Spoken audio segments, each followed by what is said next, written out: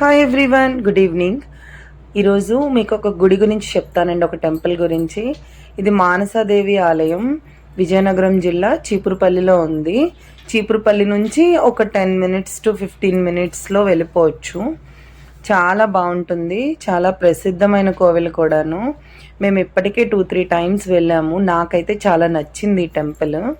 ఇది అక్కడ వాళ్ళు ఆ గ్రామస్తులే కట్టించారు. వాళ్ళ పొలంలో దొరికారంట అమ్మవారు పుట్టలోన.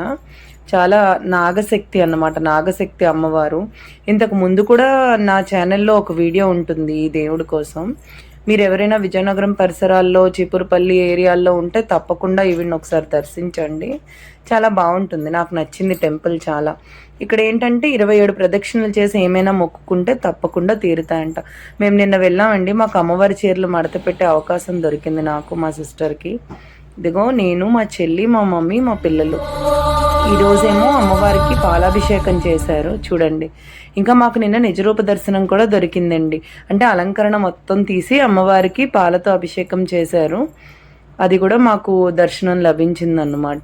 మామూలు రోజుల్లో వెళితే మనకి అలంకరించిన అమ్మవారే కనిపిస్తారు. మాకైతే నిన్న అలంకరణ తీసివేసిన ఉన్న అమ్మవారు కూడా కనిపించారు. చూడండి అమ్మవారి అభిషేకం ఎంత చక్కగా కనిపిస్తోందో.